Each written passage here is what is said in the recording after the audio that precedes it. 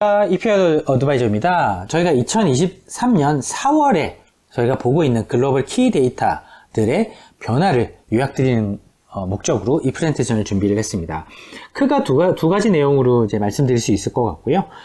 하나는 이제 글로벌 경제 지표들 중에서 키 데이터들이 어떠한 임플리케이션을 가지고 있는지, 그리고 또 한 가지는 캐피탈 마켓, 그러니까 자산 시장에서의 자산 가격들이 보여주는 시그널은 무엇인지, 미리 말씀드리자고 한다면, 사실 경제에서는 이 인플레이션이 지금 들어와서 나쁜 영향을 끼치고 있는지 그 부분을 집중적으로 말씀을 드릴 것 같고요. 그리고 마켓, 캐피탈, 자산 시장에서는 왠지 2022년, 그러니까 작년과 같은 그런 시그널이 조금 보이기 시작한다는 부분을 저희가 데이터들을 통해서 공유 드리도록 하겠습니다. 첫 번째 저희가 꼭 짚어야 될 부분은 아무래도 실질적으로 불황인가에 대해서 논란이 상당히 많은데 오히려 강세장이 아닌가라는 이야기도 많은데, 이런 미국 국채 10년물과 3개월물, 즉 1년도 아니고 3개월물 간의 금리 차이를 보시게 되면 역전이 어느 때보다 심하게 나타났습니다. 이 차트는 1990년 초반부터 최근까지이기 때문에 약 한 30년간의 시계열을 보여드린 차트고요. 이렇게 역전이 심하게 일어났을 때는 보시면 아시아 통화 위기와 닷컴 버블 터졌을 때고요. 이때는 리만 사태가 터졌을 때고요. 이때는 코로나 사태가 터졌을 때입니다. 그때보다 오히려 금리 역전이 더 심해졌다. 그래서 어쩌면 불황이 될 수도 있겠구나 라는 부분을 여기서 확인하실 수 있게 되는데, 저희가 실질적으로 그런 이제 스타일을 띄고 있습니다. 그 이유는 보시는 것처럼 유동성을 3월 달에도 4월 달에도 여전히 저희가 꽤 높은 비중을 가지고 있습니다. 물론 지금 이 유동성 이외에도 저희가 채권을 보유하고 있기 때문에 보시면 미국의 비중이 3월 달에 40%였는데 지금 4월 달 오게 되면서 거의 50%에 육박하고 있습니다. 그러면은 오히려 자산 투자를 많이 한 것이 아닌가 라고 이제 보실 수도 있는데, 사실은 이 미국에 해당되는 자산의 거의 상당히 높은 비중이 채권으로 이루어졌다는 부분입니다. 따라서 훨씬 더 보수적인 스탠스를 쥐고 있다, 포트폴리오가. 그런데 왜 그렇게 했느냐라는 부분을 글로벌 1위 자산운용사의 자산 배분 포트폴리오 모델을 보면서 설명드리도록 하겠습니다. 사실 이렇게 가장 회색으로 되어 있는 게 연한색 등의 공격적인 자산 배분이고요. 아무래도 그럼 위험 자산을 많이 담고 있을 것 같고요. 보수적인 자산 배분과 그 반대의 이제 포지션일 텐데, 작년부터 온 최근 1년 기준으로 보면 시장이 나빴었는데, 보시게 되면 가장 보수적인 자산 배분과 공격적인 자산 배분이 약 1.5에서 1.6% 정도밖에 성과가 차이가 나지 않습니다. 그리고 올해 들어와서는 연초부터 보게 되면 사실은 시장이 좀 좋은 시장이었는데요. 그럼에도 불구하고 약 1.6 정도밖에 성과 차이가 나지 않습니다. 그러니까 나쁠 때는 보수적인 자산 배분이 약 한 1.5 정도 좋고요. 그리고 좋을 때는 공격적인 자산 배분이 1.5 정도 좀 좋은 수준. 그러니까 크게 봤을 때 1.5% 전후의 성과 차이밖에 나지 않는다. 즉 공격적인 자산 배분과 보수적인 자산 배분과의 차이가 약 1.5%밖에 차이가 나지 않기 때문에 이런 자산 배분의 어떤 스타일 측면에서의 어떤 부분은 크게 지금 무차별한 상황이다. 그 이야기는 자산 배분을 할 때 있어서 그러면 오히려 보수적인 자산 배분, 즉 시장의 어떤 위험을 충분히 고려한 보수적인 자산 배분이 공격적인 자산 배분이 시장이 좋다 하더라도 크게 기회비용이 크지 않다. 그렇다고 한다면 당연히 시장이 어떻게 될지 모르는 상황이기 때문에 불황이 올지 강세장인지 알 수 없는 상황이기 때문에, 그렇다고 한다면 오히려 보수적인 자산 배분을 가지고 밤에 잠을 잘 자는 것이 중요하겠다. 그리고 포트폴리오 측면에서도 자산의 어떤 가치를 지키는 데 있어서 훨씬 더 유리하겠다라고 판단되는 부분 때문에 저희도 유동성을 많이 들고 있으면서 미국을 투자할 때 있어서도 채권 위주로 투자하는 그런 포트폴리오를 지금 저희가 자산 배분 형태로 유지하고 있습니다. 그러면 왜 그런 것인가? 경제 지표 중에서 가장 중요한 것은 사실은 인플레이션 지표들이었는데요. 그러니까 인플레이션 자체보다는 이제 경제 지표들이 나타나고 있는데 이 간에 어떤 시차가 존재했던 것도 사실입니다. 왜냐하면 중앙은행이 금리를 올려도 바로 시장에서 인플레이션이 해결되지 않았기 때문에 그런 통화정책의 시차로 인해서 지금 이제 경제 지표들이 망가지고 있고요. 그러면 자본시장에서의 움직임을 봤더니 금리로부터 훨씬 더 민감한 반응을, 그러니까 직접적인 반응을 보이는 채권 시장부터 어떤 불황의 어떤 형태가 나타나기 시작했다라고 볼 수 있을 것 같습니다. 이런 자산 가격과 자산 배분 전략에 있어서는 뒷부분에서 조금 더 구체적으로 말씀드리도록 하겠습니다. 그러면 경제지표 중에서 가장 중요한 포인트는 뭐냐? 아무리 생각을 해도 실질적인 투자 환경과 그리고 일반 개인들을 비롯한 소비의 어떤 추세가 미국에서의 어떤가가 사실 되게 중요한 포인트가 되겠습니다.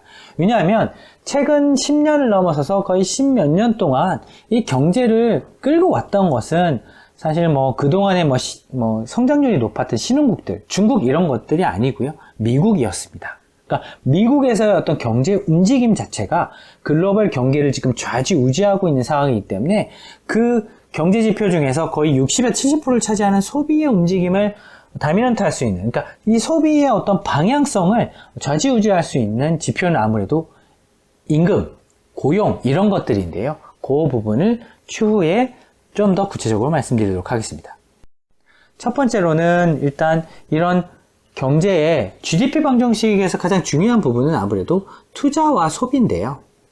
사실 투자 같은 경우는 향후 미래를 위해서 말 그대로 투자를 하는 것이니까 선행적인 의미를 지고 있는데 이런 이제 경제 상황, 그러니까 금융 이제 시츄에이션이라고 하게 된다고 한다면 아무래도 돈을 빌리거나 융통하는 데 있어서 환경이 될 수 있는데요.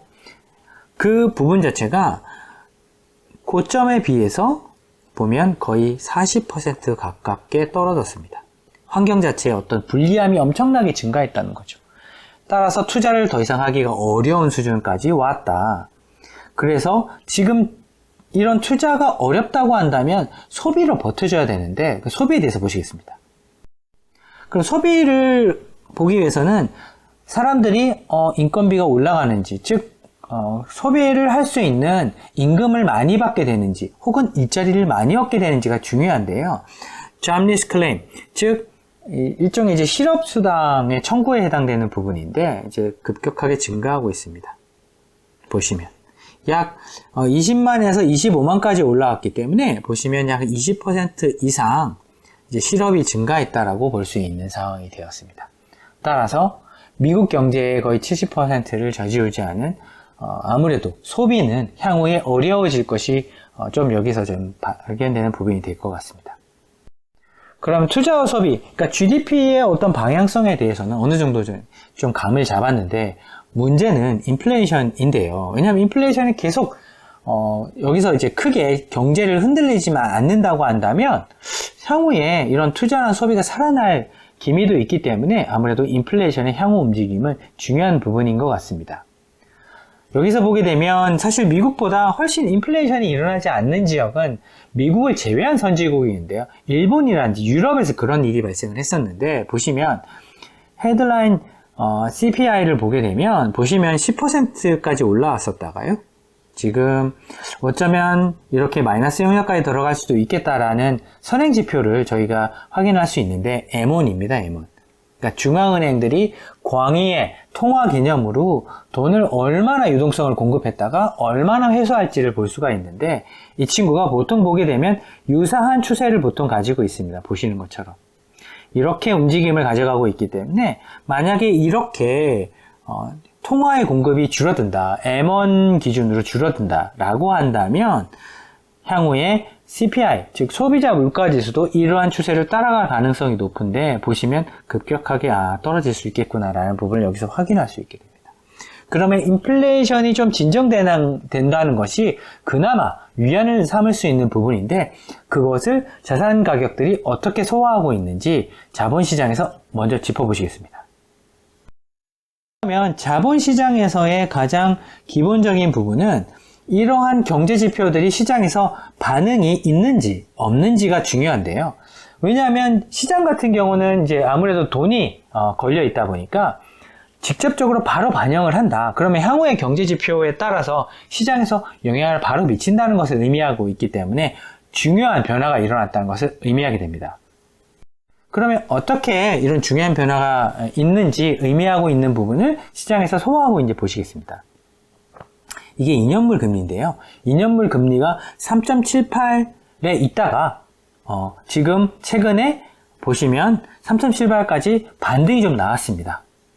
이 이야기는 연준이 금리를 한 번 더 올릴 수 있겠는데? 라는 시그널과 함께 반등이 나왔는데요. 근데 그 이전 상황을 보시는 게 중요할 것 같습니다. 왜냐하면 ISM 지표. 사실은 이게 이제 산업 경기의 선행 지표라고 볼 수 있는데 ISM이 나빠진다 라는 이제 숫자가 딱 발표가 되니까 원래라면 인플레이션 좀 줄여서 좋을 수도 있겠는데 라고 이제 해석을 해야 되는데 실제 경기가 나빠진다고 해석하기 시작했습니다. 그러면서 금리가 한번 떨어지게 되고요. 레벨 다운 됐습니다. 그리고 잡 오프닝 신규 일자리가 또 약해졌다라고 하니까 또 바로 반영이 되고 있고요. 그리고 ADP 그러니까 사실은 이게 민간 경제연구소에서 발표하는 페이롤 그러니까 임금에 관련된 부분인데요. 보시면 얘도 나빠지니까 바로 2년물 금리의 하락 요건으로 작용하게 됩니다.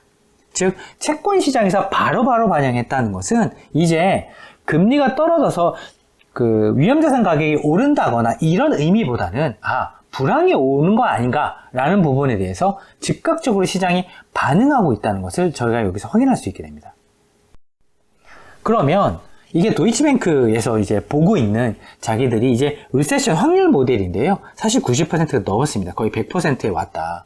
처음에 말씀드렸던 금리 역전 현상을 봤을 때도 마치 닷컴 버블이 터졌을 때 그리고 리만 사태가 터졌을 때 코로나 이제 창궐했을 때와 같은 수준의 이런 부분이 보시면 이제 확인되고 있습니다.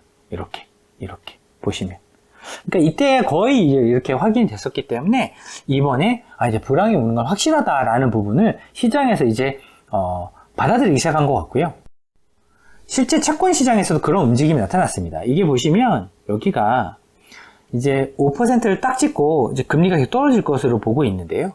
보면 금리를 연준은 안 올린다고 했었는데 이미 시장은 이게 보시면 2023년 연말까지 가게 되면 4.4 그러니까 4.25에서 4.5가 되는 구간인데요. 그러면 이미 50bp를 이제 떨어뜨리는 것을 의미합니다. 그러니까 어쨌든 지금 향후에 인플레이션 지표를 내가 뭐 어떻게 나오든지 간에 일단 시장에서는 계속 경기가 나빠져서 금리를 떨어뜨리겠는데 일단 올해는 0.5%포인트부터 떨어뜨리기 시작하겠구나. 혹은 한 1%까지도 우리가 생각해야 되는 것이 아닌가라는 이제 이야기가 나오고 있다는 것이죠. 그러니까 채권 시장에서 먼저 반응하기 시작한 것 같습니다. 그러면 자산 가격 측면에서 이 프라이스들이 자산 가격 자체가 어떠한 임플리케이션을 가지고 있는지 일단 선행 지표들을 기준으로 해서 저희가 구체적으로 설명드리겠습니다. 첫 번째, 시티그룹에서 이런 이제 캐피탈 마켓을 보기 전에 경제 지표들 기준으로 이게 예상하는 수준이었는데 만약에 예상한 것보다 좀 나쁘다 하더라도 좀 좋은 방향으로 발표가 됐다. 그럼 위에 찍히게 되고요. 그러면 좋아지고 있는데도 예상보다 좋지는 않아 라고 하게 되면 아래 찍히게 됩니다. 그 이야기는 시장에서 이미 프라이싱엔 이제 가격으로 책정이 되어 있는 어떤 자산 시장의 움직임보다 경제 지표가 좋게 발생되게 되면 위에 찍히게 되는데요. 그 부분들이 확실하게 이번에 꺾이게 됩니다. 근데 이런 모습을 이미 작년에 봤습니다. 보시면. 따라서 2022년과 같은 모습이 좀 나타나고 있습니다.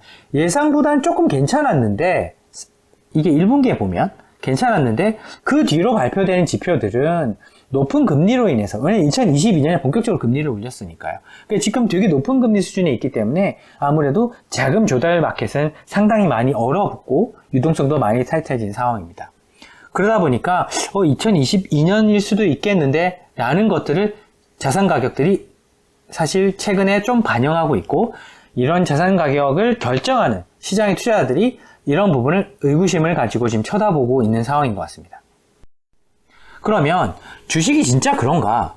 이게 골드만삭스의 추정치인데요. 1분기에 마이너스 7%, 2분기에 마이너스 6%. 이게 뭐냐면 EPS, 그러니까 기업의 주당 순이익, 이익의 어떤 증가율 자체가 마이너스 7%, 6%처럼 역성장한다는 걸 의미합니다. 상반기에는.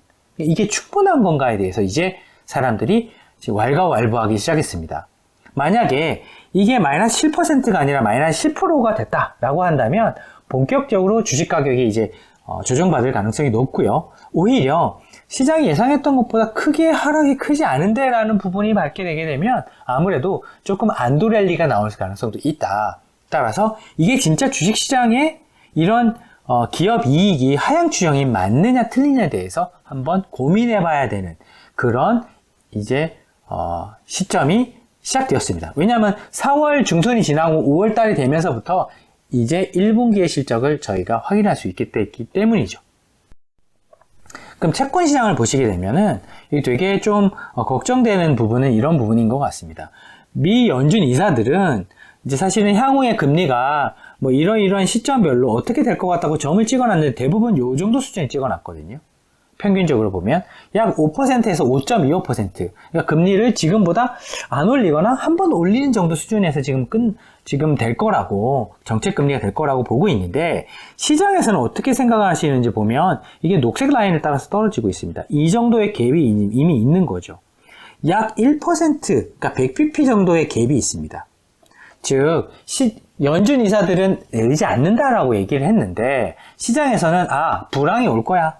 한 1% 정도는 내려야 되지 않겠어? 라는 이제 움직임이 채권 시장에 반영되기 시작했다는 부분인 거죠. 그러니까 그러면 채권 가격 측면에서 이게 맞아? 라고 이제 질문하기 시작하는 그런 시기가 된 것 같습니다.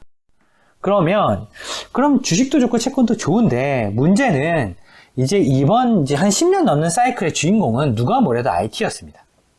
IT. 그러니까 이 테크 섹터였는데요. 이 테크 섹터에 관련돼서 한번 고민해 볼 필요가 있는데 가장 중요한 부분은 한국에서도 되게 중요한데 세미컨덕터, 그러니까 반도체 사이클이 되겠습니다. 보면 이제 이 반도체 업황 인덱스를 기준으로 보게 되면 보통 피크를 보이고 나서 떨어지는데 한 2년 정도 걸리게 되고요. 보시면. 그리고 이게 이제 바닥을 짚고 올라오는데 1에서 1.5년이 걸리게 됩니다. 근데 아직 지금 바닥을 확실하게 찍었다고 보기는 어려운데요. 지금이 바닥이라 하더라도 1에서 1.5년은 이제 기다려야 리커버가 나타나는데 테크 섹터, 즉 IT 섹터 측면에서 이러한 이제 반등을 보려면 좀 시간이 좀 필요하다라는 부분을 여기서 확인할 수 있게 되고요. 그리고 오일 가격을 보기 위해서는 아무래도 스토리지, 즉 어느 정도의 재고를 가지고 있는지가 중요하죠. 그러니까 정부가 가지고 있는 재고가 있을 것 같고요. 민간이 가지고 있을 재고가 필요한데 민간의 어떤 추이를 보게 되면 2023년이 그 이전에 있었던 해들에 비해서 평균적으로 요 라인을 쫓아서 가는데요. 재고 수준이 이게 연초부터 봤을 때 52주, 그러니까 1년치에 해당된다고 보시면 되겠습니다.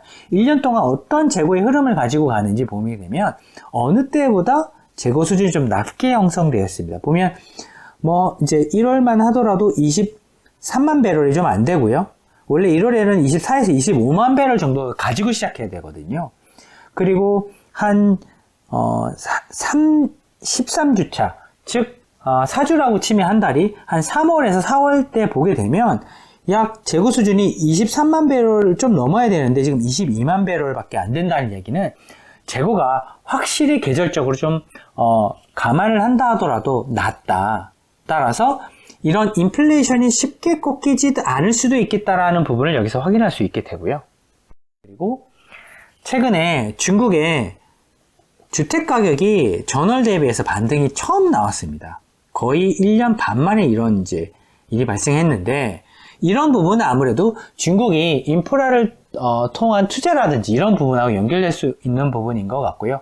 그러다 보니까 세계의 커머디티, 상품, 그러니까 원자재의 어떤 수요의 어떤 붐업을 일으키기 위한 중국 정부의 노력이 여기서 사실은 조금 관찰될 수 있는 부분이다. 그게 첫 번째 다리다 라고 놓고 봤을 때는 오일이라든지 커머디티, 원자재 이런 부분에 있어서는 중국의 움직임이 상당히 중요한데 이들이 조금 움직인 것 같다 라고 이제 자산 가격에서 조금 발생되는 부분인 것 같습니다. 그러면 자산 배분을 그러면 제가 보수적으로 하고 있다고 말씀을 드렸는데 어떻게 보수적으로 하고 있는지 공유해 드리도록 하겠습니다. 첫 번째, 리세션이 안 온다고 이야기합니다. 골드만이. 그럼 골드만이 맞느냐? 되게 좀 아이러니한 부분이지만 작년에 그대로 틀렸습니다. 그리고 그 앞에도 좀 안 좋았고요. 그러니까 사실은 골드만이 틀릴 확률이 더 높다고 보는 것이 맞는 것 같은데 컨센서스, 그러니까 시장의 이제 평균적인 추측을 본다 하더라도 이게 까맣게 찍어 놓은 게 시장의 평균적인 생각입니다. 그러니까 이 3분기를 제외하고 나면 GDP가 마이너스가 나지 않을 것 같다 라고 이제 보고 있는 거죠. 따라서 리세션이 아직 아니다라고 보고 있습니다. 비관적인 목소리는 최근에 많이 들어보셨겠지만 실질적인 이들의 마음속에는 아직 리세션은 안 온 것 같아, 오지 않을 것 같아 라는 생각을 가지고 있습니다. 그런데 문제는 이런 부분에 있는 것 같습니다. 보시면 US 커머셜 뱅크 디파짓, 그러니까 뱅크런이 일어나기 시작했습니다. 보시면 마이너스가 났다는 거거든요. 그러니까 은행에서 돈을 찾아간다는 얘기거든요. 그리고 유럽 내에서도 기관들이 디파짓한 걸 찾아가고 있습니다. 돈을 회수하고 있습니다. 보시면. 그러니까 이게 유동성이 이렇게 로테이션 돼서 이제 꺾이기 시작한 거죠. 돈을 왕창 맡기다가 돈을 확 찾아가기 시작했습니다. 사람들이. 왜? 아무래도 유동성이 예전에 비해서 많이 부족했기 때문이죠. 그러니까 기관도 마찬가지고 개인도 마찬가지고. 그러면 투자 테마, 산업 측면에서도 그 한 10년 이상의 어떤 테마를 가져왔던 IT 섹터의 어떤 중심을 놓고 보게 된다고 한다면 이게 이제 마켓캡, 그러니까 시장에서의 어떤 시가총액 비중을 이제 거의 한 50%를 차지하던 이런 테크류의 이런 산업들이 지금 이제 비중이 떨어지기 시작했는데 왜 그런지 봤더니 이게 그러니까 전체 S&P 500을 구성하는 전체 기업들 중에서 일종의 마켓쉐어라고 할 수 있는 이익의 어떤 구성 퍼센테이지가 이제 떨어지기 시작했기 때문인데요. 그러니까 이익이 전체 500개 기업 중에서 IT가 차지하는 기업들의 이익의 어떤 규모가 비중이 상대적으로 떨어지기 때문에 시가총액 비중도 떨어지는 그런 모습을 보이기 시작했습니다. 그러니까 로테이션이 발생하기 시작했다는 거죠. 한 10년 이상의, 이게 보시면 10년이 훨씬 지났죠. 한 14년, 15년 정도 됐으니까요. 이 주인공의 일단 IT의 어떤 존재감이 약해지기 시작하는 첫 번째 시기가 될 수도 있겠다라는 부분이 여기서 로테이션 현상으로 발생되고 있습니다. 그리고 신흥국 측면에서도 마찬가지인 것 같습니다. 신흥국의 어떤 수요, 원자재 이런 것들은 아무래도 중국에서 영향을 많이 받을 수밖에 없는데요. 그러니까 중국이 뭔가 붐업을 일으키려 하더라도 인플레이션이 많이 발생해 버리게 되면 이 금리를 낮춰주면서 이렇게 통화정책 측면에서 서포트를 해주기가 어려운데 보시면 확실하게 많이 이제 꼬꾸라졌습니다. 인플레이션 자체가 까맣게 표시된 거 보시면. 따라서 지금 PBOC, 그러니까 인민은행이죠. 중국 인민은행의 금리를 보면 전년 대비해서 금리를 아직 많이 떨어지지 않았습니다. 그러니까 금리를 인하할 수 있는 여력이 이만큼이나 된다는 부분인데요.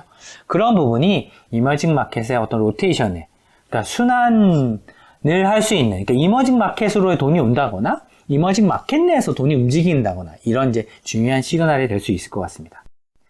그러면 뭐 산업, 그리고 자산, 그리고 신흥국 이런 부분에 있어서 엘로케이션이 변화가 될 수 있는 힌트를 공유 드렸는데요. 중요한 부분이 최근에 다시 확인됐습니다. 선진국에서 그런 부분이 확실한 자극이 왔는데요. 뱅킹 터몰 따라서 SVB 뱅크가 파산을 하고 크레딧 스위스가 결국은 이제 파산 리스크에서 M&A 되는 형태로 인수가 되는 형태였는데요. 그때 이후로 보시면 글로벌 자산 가격들, 특히 위험 자산 가격들에 대해서 센티멘트가 분포로 놓고 봤을 때 이러이러한 구간에 있지 않고 이러이러한 구간으로 떨어졌습니다. 이때 기억하시는 것처럼 이때는 이제 코로나였고요. 그러니까 이러한 강력한 계기가 발생을 하게 되는데 자산 배분에 있어서 보수적으로 갈 수도 있겠구나. 왜냐하면 투자 센티멘트가 이렇게 나빠졌다는 것은 위험자산을 투자하기 어렵다는 것을 의미하게 되고 위험자산을 투자하기 어렵다는 것은 안전자산으로 투자를 자산 배분을 하는 사람들이 늘어났다는 걸 의미하는데 그게 글로벌 시가총액의 80% 이상을 차지하고 있는 선진국에서 일어나고 있다는 부분이 되겠습니다. 따라서 저희는 아무래도 한국 같은 경우는 글로벌 시총에서 2%밖에 차지하고 있지 않은 부분이기 때문에 글로벌 메이저라고 알고 있는 선진국 투자자들의 움직임을 쫓아가는 것이 맞는데 자산가격 측면에서도 마찬가지고 그런 부분으로 자산 배분을 하는 것이 지금 자산 배분 어떤 전략적인 측면에서 가장 중요한 포인트가 될 수 있고 저희 역시도 그렇게 구성을 되고 있다고 초반에 말씀드렸고 향후에 만약에 이러한 부분들이 만약에 이렇게 변하거나 아니면 이런 부분이 더 이렇게 심화가 된다고 한다면 그러한 부분만 저희가 캐치업을 해서 또 공유 드릴 수 있는 그런 프레젠테이션으로 찾아뵙도록 하겠습니다. 감사합니다.